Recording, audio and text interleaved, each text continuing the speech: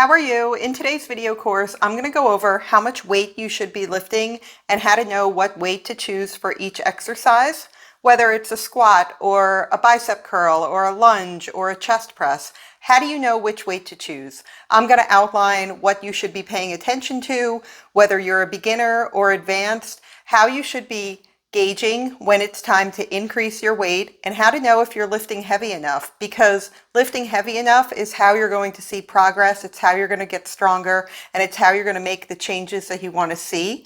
But one thing I know when it comes to choosing how much weight you're going to lift is that you are the only person who actually knows the answer to this question. I can't tell you for sure. There is no one weight that is right for everyone. It's unique to the individual. So I'm going to give you the tools here and let you know what you should be looking for, but only you can determine exactly how much weight you should be lifting. The first thing I want you to know, especially if you're a beginner, if you're new to strength training, before you worry about how much weight you should be lifting, you should really be focused on technique first. Now, a beginner to strength training is someone who has never followed a structured strength training program before. Maybe you have some history doing workouts at the gym. Maybe you've done some HIIT cardio in the past, things like Orange Theory or Beachbody, for example. But if this is your first time following a structured strength training program, you would still be considered a beginner to it. So that's a time when you really want to focus on technique before you focus on how much weight you're lifting. And when I say, beginner level, that can last for any time from 3 to 6 to 9 months, just depending on how consistent you are and how much you're progressing. So if you are a beginner, definitely pay attention to technique before you start thinking about adding weight. Certainly as a beginner, you can increase your weights, but you're going to start with a lower weight at the beginning and then advance from there. So don't think you need to be, increasing by 20 pounds every week in order to see progress. Improving your form and improving your technique, especially during the beginner stages, is so incredibly important. Really at any stage, whether you're beginner, advanced, or intermediate, you need to be paying attention to technique. But obviously when you've hit the intermediate and advanced levels, you should have your technique down a little bit more then. Another thing I want you to know and be really clear on when it comes to choosing how much weight you should be lifting and whether or not your technique is correct, definitely ask for help. That's why I'm here. Send me a form video, take form videos of yourself and watch them back and maybe compare them to my workout to see if you're executing it correctly. But I am here to help, so definitely take advantage of that. Take videos of yourself working out, email them to me, leave them for me in a Google Drive, and I will definitely take a look and give you plenty of feedback. That way you can implement any changes you need to make, and from there get the technique down so that you can start to apply what I'm about to go over and increase weight and progress your workouts and build muscle and get stronger so that you see the results you want to see. Another thing I'll say, if you come from like a HIIT background or, like I said, Orange Theory, or maybe you've done some classes at the gym, those are very much cardio based. Even if there are weights involved, they're still more cardio workouts than they are strength training workouts. So keep in mind that the way you feel during your strength training workout isn't necessarily going to be the same as you feel during a HIIT workout. It doesn't mean it's not effective. It's actually more effective. During a HIIT workout, you're worried about getting your heart rate up. You're worried about how sweaty and out of breath you're getting, but those don't actually facilitate changes in your body. In order to change your body, you need to focus on building muscle and getting stronger. And that's what structured strength training provides, the progressive overload that I'm about to outline. So that's why we're going to go over how to tell if you're working hard enough in these workouts, because they might be different than anything you've done in the past. So I want to be really clear of what you should be looking for, how to progress them, and how to get stronger. So now that we've talked about what you should be looking for, the fact that if you're a beginner, you should focus on technique, and to definitely utilize me when it comes to sending form videos and looking for technique tips, I want to talk about two things that help you to gauge how hard you're working in your workouts. And those two things are RPE and RIR. What RPE stands for is rate of perceived exertion. RIR stands for reps in reserve. So we'll talk about RPE here first, your rate of perceived exertion. And I'm going to put a little picture here of both so you can have a visual to go over also. But your RPE can be gauged on a scale of 1 to 10, 1 being easy, 10 being extremely difficult. And if you're strength training, unless you're practicing, you always want to be operating on a level 6 or higher during your workouts. If you're on a 1 to 5, you're just not doing anything to facilitate change or to get stronger or to build muscle. So let's talk about starting with 6.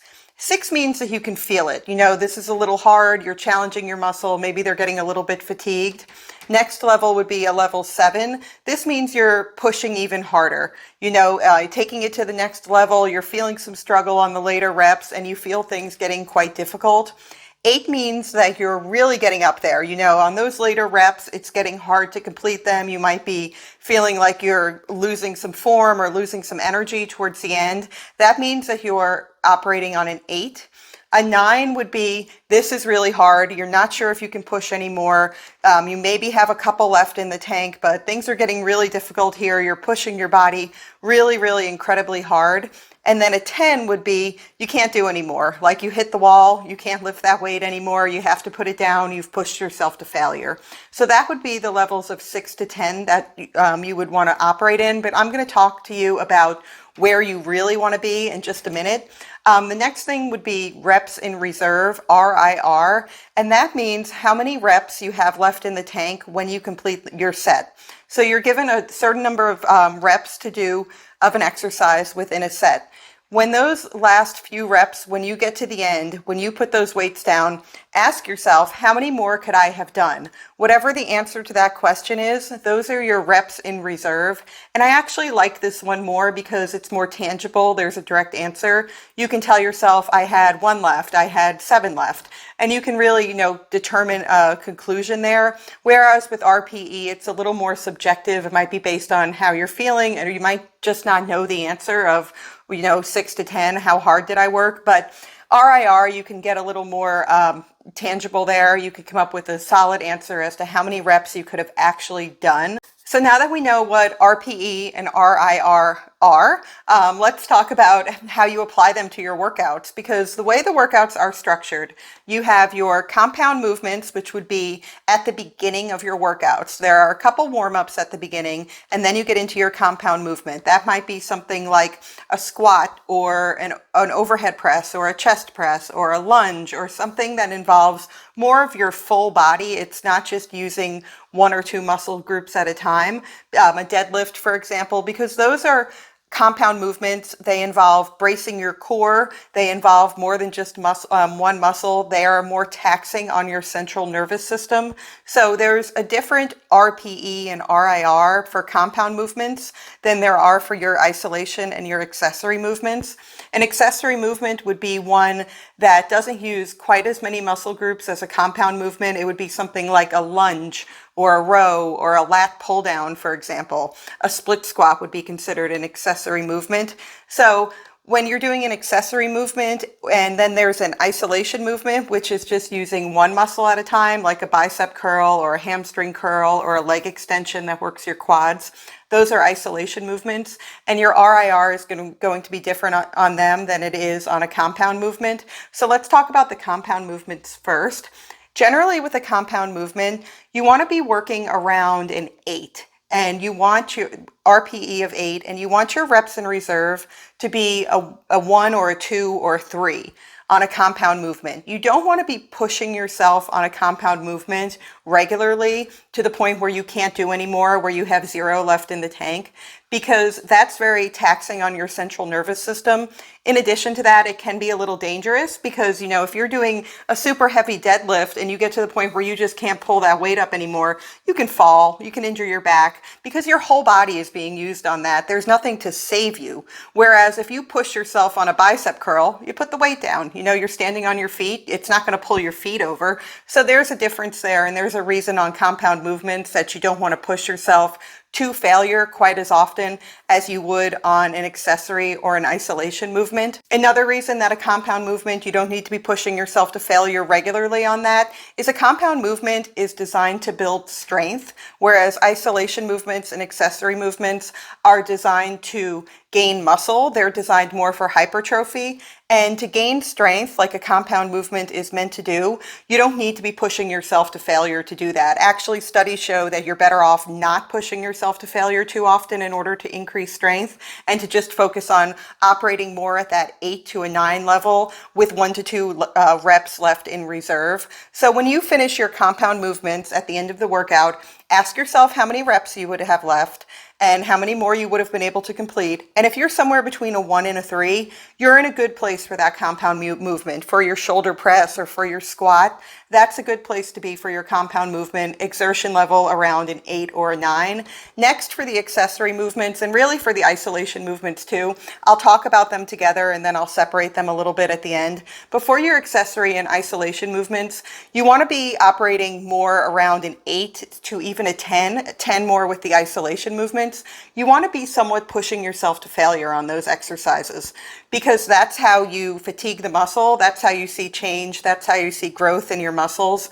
Now, an accessory movement like a lunge, probably you want to leave 1 rep in reserve there, just because you ask yourself at the end, could I have done 1 more? If you probably could have done 1 more, that's a good thing. To go to failure on lunges, again, can get a little dangerous, whereas going to failure on a hamstring curl on a machine, not so dangerous, because you just stop the movement and you get off of the machine. So when you're doing an isolation movement, really you can be pushing yourself to a 9 or a 10, and you want your reps in reserve to be a 0 to a 1, whereas with your accessory movements, you want your reps in reserve to be more like a 1, maybe a 2, and then you're pushing yourself to about 90%.